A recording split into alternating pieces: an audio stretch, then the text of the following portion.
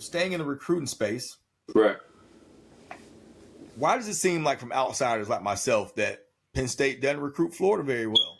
They either don't recruit it hard enough or they don't recruit it well enough.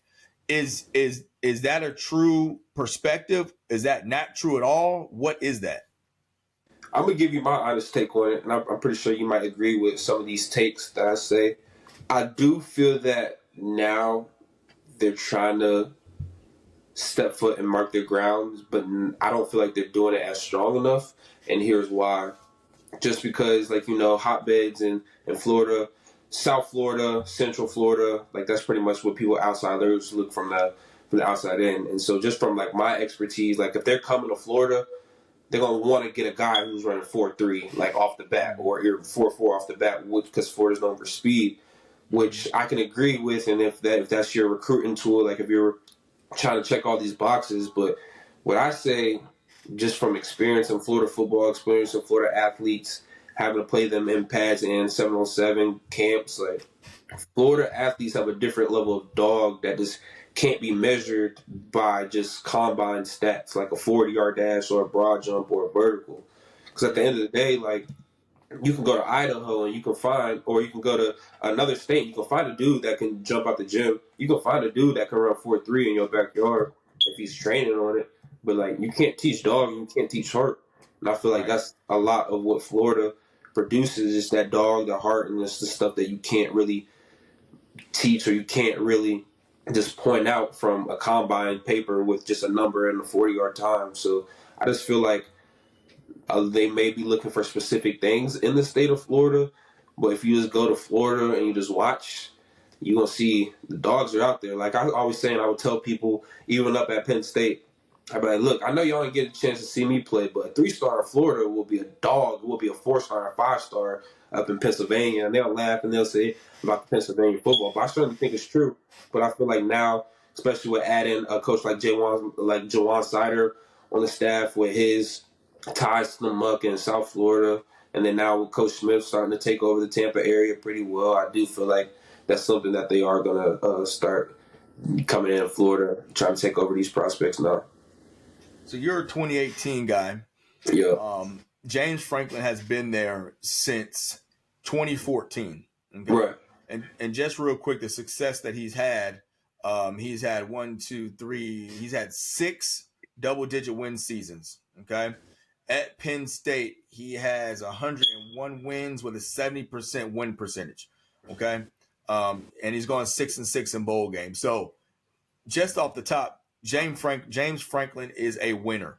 All right. And from all accounts, you look on the outside, like, I would want to play for this guy, right? I'd want to play for James Franklin.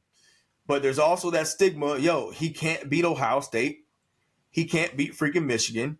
He can't win the doggone conference, and he can't win the big game. When you hear that, you being a Penn State guy and recruited by James Franklin, what's your retort? What's your pushback, if any? So I would say, one, it's a lot of things, as you know, it's a lot of things that have to go into not just on the field, but off the field in order to build those successful teams, like those Big Ten championship teams, those national championship teams. Just because the teams that we're talking about, the games that we're talking about, we're ultimately talking about the best of the best, because that Ohio State game, Penn State Ohio State game, normally whoever wins that game is going to be playing in the Big Ten championship. That Penn State Michigan game, whoever wins that game is going to be fighting for that in that last game of the year. So like, we're talking about big games, but just in terms of like, once you get to those moments, I just feel like it's a lot of probably that outside noise feeding in. And then now I feel like the last couple of years, they've been doing a better job of just trying to block out the noise. But at the end of the day, like, we're still talking about national top 3 program in Ohio State. That's going to be it's going to be a great football team. It's going to be a great game. And so just in terms of just getting over that hump, just stick true to yourself and just don't just rely on just having that little brother mentality. Like, we got to go in the games winning, not just going into the games just satisfied with being in them. But I just feel like now, in terms of getting more support from the alumni and the boosters off the field, now Penn State is really just establishing themselves now, because I know having close games to Ohio State's not good enough. So we're gonna keep getting that attention. We're gonna keep getting those news articles about not being able to win that big game until we get it. So it's just part of the job. So if we don't want to hear those narratives, just win the game. But I definitely feel that Penn State, the coaching staff and the players, they have that mentality now, and just hey, when that ball come off the boy foot in the beginning of the game, when that kickoff come, at the end of the day, the guys on the field, you got to come go out in there and win that game. So I feel like it's going to be a good group, and then next year definitely should be able to get over that hump. So a 13-win season, and you guys ultimately fall to Notre Dame in a great game, 27-24 victory for the Irish. The level of pride that you had this season with how Penn State played, like when you walked around with your Penn State gear on, how did that make you feel, man, with the season you guys had? Made me feel good, just in terms of just being able to rep this university, great university, from all the people who came before me and the people that will continue to come after me. And then just in terms of this, I know that's one of Coach Franklin's, his big goal was trying to be the first African-American coach to win the national championship. So I know that's something that he sold to me on my recruiting visit. And then I know during my time there, we was always like one game away to making the college football playoffs. So to see them actually make the playoffs this year, have that first round win against Boise State, and then ultimately end up falling one game short of that big moment. It makes me proud, but at the end of the day, as a fan, you want to see your team be the last team on top of that mountain. And so I know that's a lot of the guys at Penn State's goal. So until we get to that point, we got more work to do, but definitely proud to see the university trending upwards.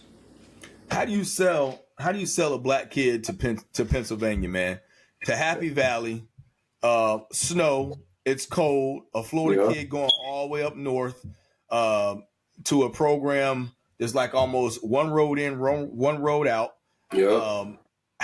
What's the selling point, man? How do you get a kid like a 4-star like Jordan Minor to believe that, I want to come to Penn State, ain't a whole bunch of people who look like me up here, but I'm still going to come up here and ball? What's the selling point? And just touching back on that, I feel like that's a lot of the reason why Penn State might not be able to land a lot of the Florida kids, just because some of those things that you just said. But if I'm being honest with you, Preston, it takes a different type of dude just in terms of the mental aspect. Just because you come to Penn State, you're not going to get a party scene. You're going to get that weather. You're going to get the gloomy weather that makes you not want to go out the house. You're going to get the cold weather. You're going to get the gloomy days.